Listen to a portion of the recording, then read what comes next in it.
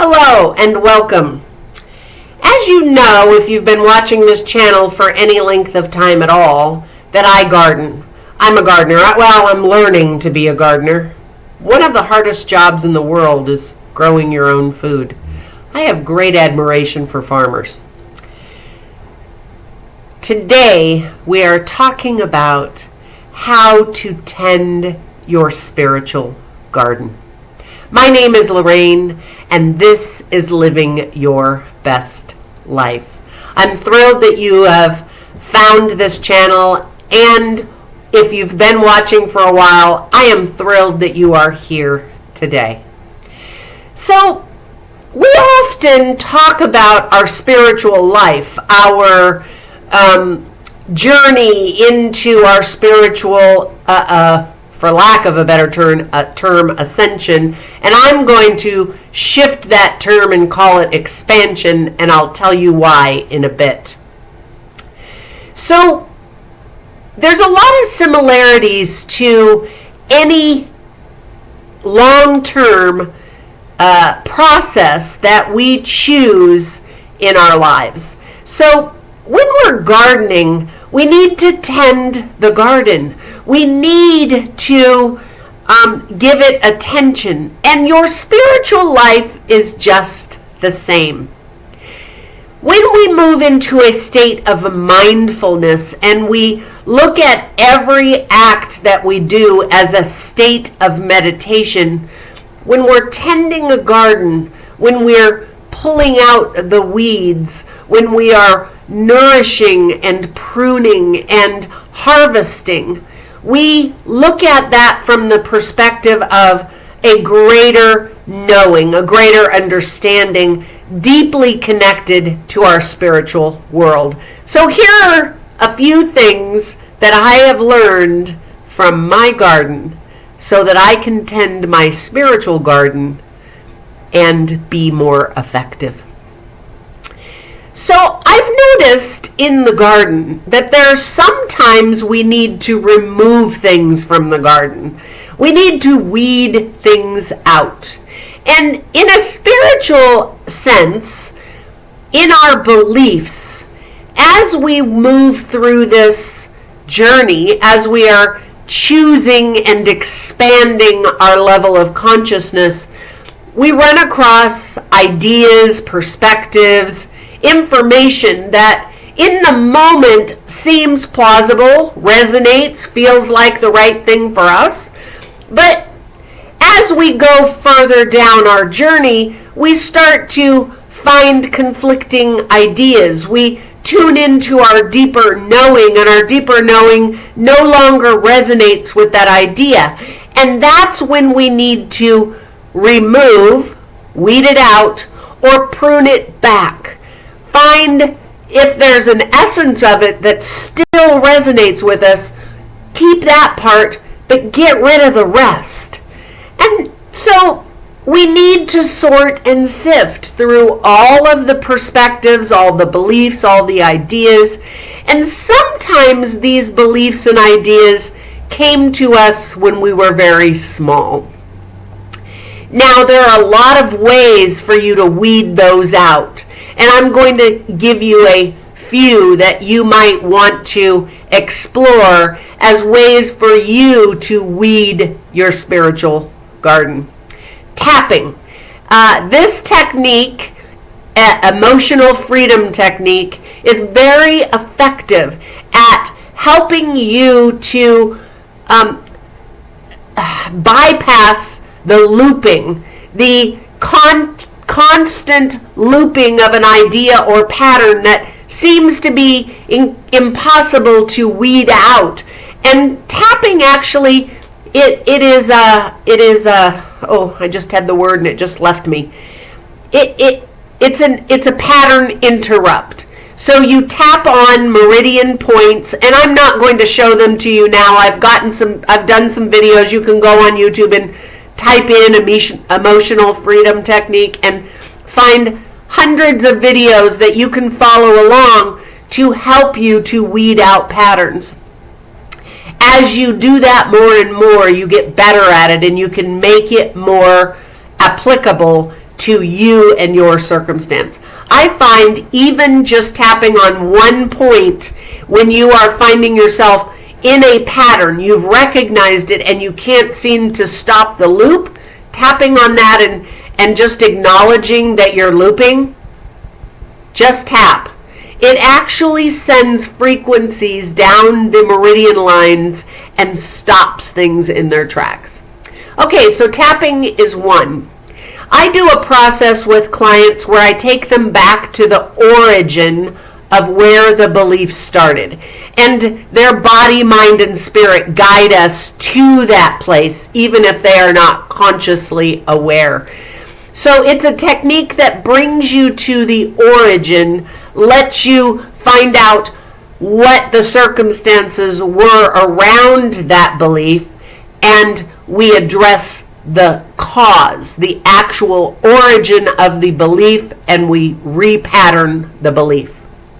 This is another very powerful technique, very simple, very easy, and your body, mind, and spirit are the guides to how we do that.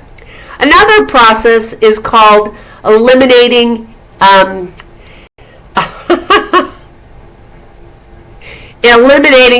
interference patterning. I've sort of lost my conscious connections. I've been meditating, and sometimes it's hard to get myself back into the flow.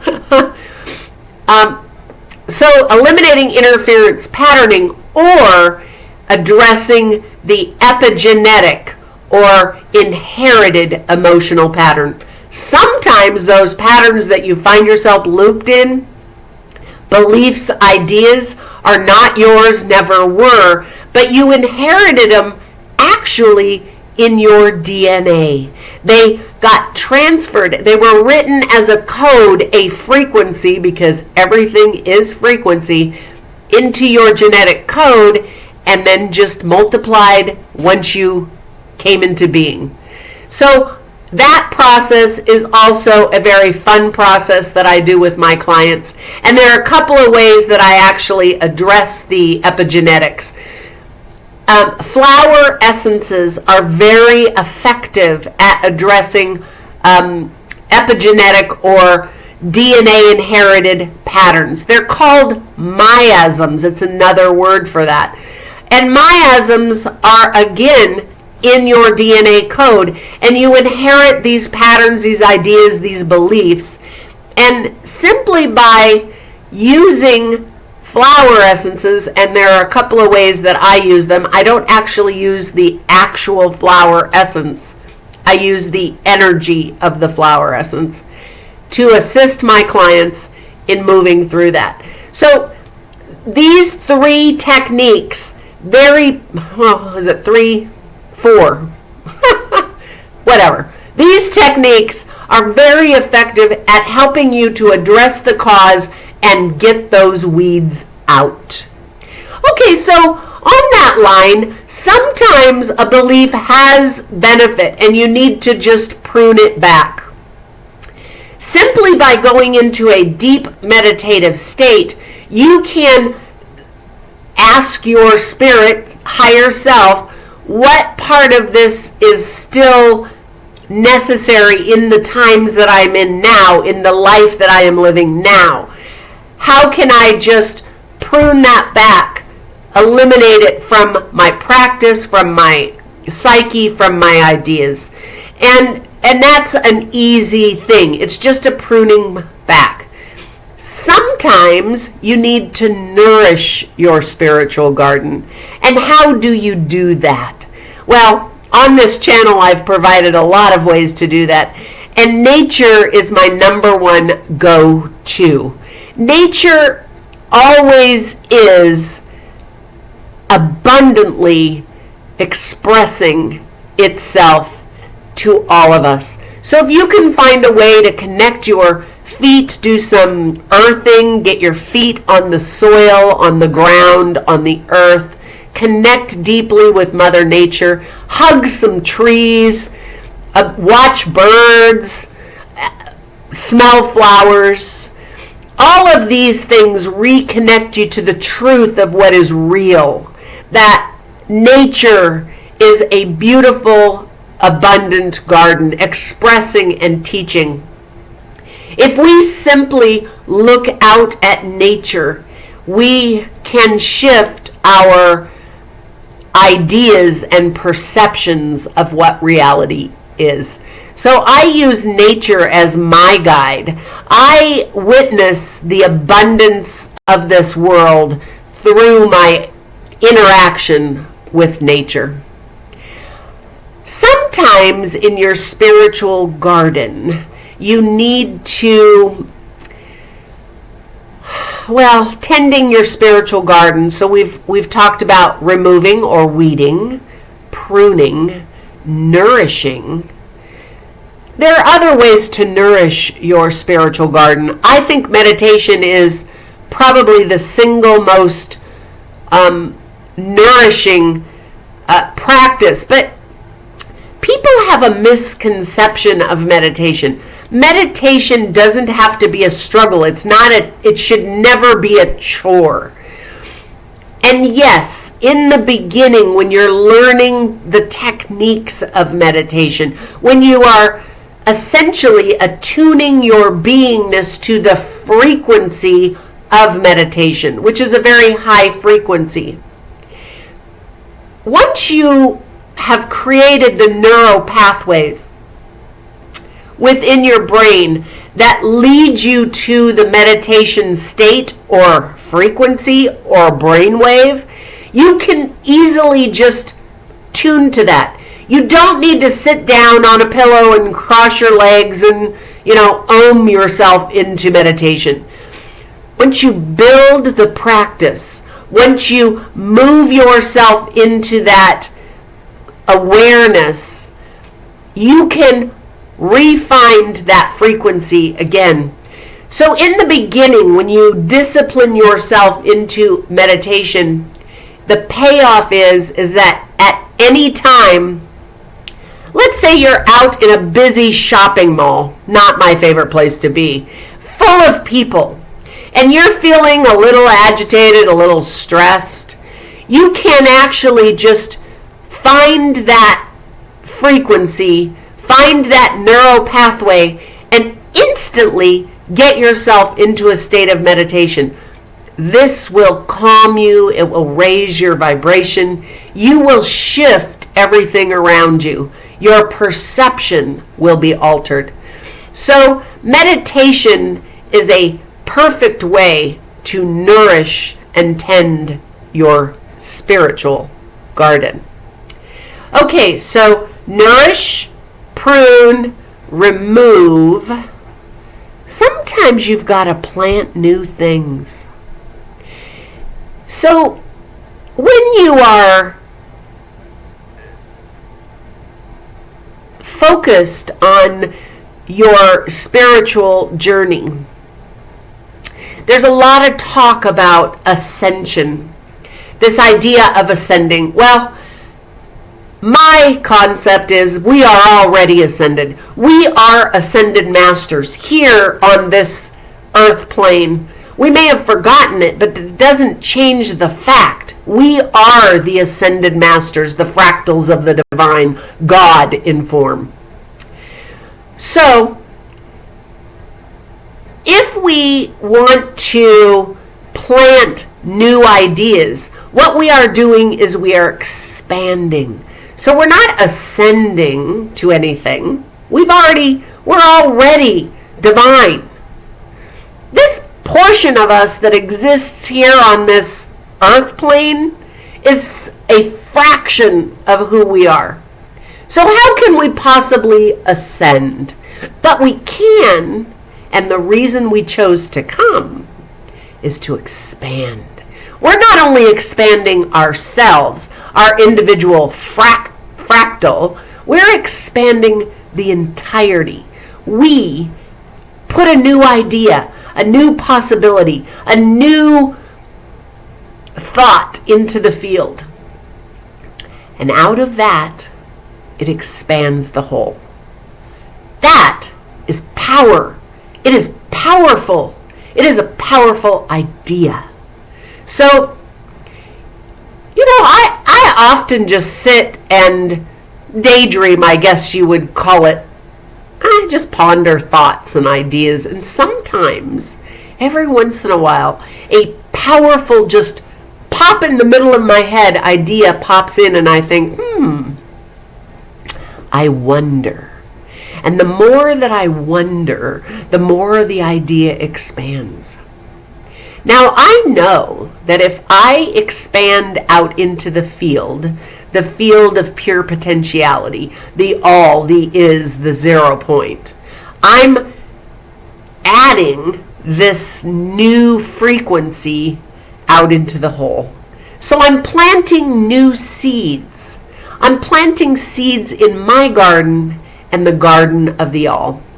Sometimes, however, I like to live in the now, but sometimes I ponder things that would be in the hypothetical future, because it's not here yet, and it never is. It's always out there. But sometimes an idea or a thought pops in, and I think, okay, this would be really cool, but it requires me to do some efforting, some actual physical action to do it. So then I ponder how I can bring that into form. Now, for all intents and purposes, I could just visualize it and manifest it. But I have beliefs that actually block that I've been working on weeding out for a long time. And some of those beliefs are so ingrained in the collective consciousness that they're a little more challenging. But I know it's possible because we have evidence of others being able to do it. So I'm always experimenting. So sometimes we build things, we plant seeds now for future. We plant seeds and we learn patience. Gardening, whether you're physically gardening or you're spiritual gardening, require patience, perseverance, and persistence. Patience is the hardest one for me. Patience, you plant a seed and you tend it and you nourish it and you do all the things that we're talking about. And it still takes time for it to emerge from the soil of our spirit. These things are so powerful when they do emerge, when we discover that we have planted an idea, a thought, a belief that is now coming into fruition. And this is kind of like that meditation practice. It's a seed that is being planted and that over time produces great fruit. So there is that idea then of harvesting. How do we spiritually harvest our fruit? Well, we can move into, we'll use meditation as the example again. Over time, as you do your meditation practice, you discover that more and more of your time you are actually living meditation. It's not something you have to think about. It's just part of your experience. Things on the external reality no longer are triggering you. You're finding that you're moving through things with ease. Your emotional state is more even and calm. There's much that unless you're paying attention to it, you may not realize that you are harvesting the benefits of that seed that was planted. So, we harvest in many ways. Our relationships become better because we've been tending to our spiritual garden. I go out and I talk to my plants. And you can do the same idea within your spiritual beingness. If you're sitting and you I like to go through, I like to address ideas and beliefs. I like to ponder, why do I believe this, and is it valuable, useful, or necessary now? And I can go in and I can look at these ideas and these beliefs, and I can tend to them. In other words, just as if you were going out into a garden and you were looking at your plants, you look at them, you talk to them, you make sure there's no pests bothering them. You give them attention. And that's the same thing about our spiritual life. Giving our spiritual thoughts, beliefs, and ideas attention allow us to prune away the ones that aren't necessary, weed out the ones we should have weeded out a long time ago, nourish those that we need to nourish. All of these ideas bring us to the harvest. I hope that this has been helpful. I hope that you benefit and that you are living your best life. My name is LorRayN. Until next time.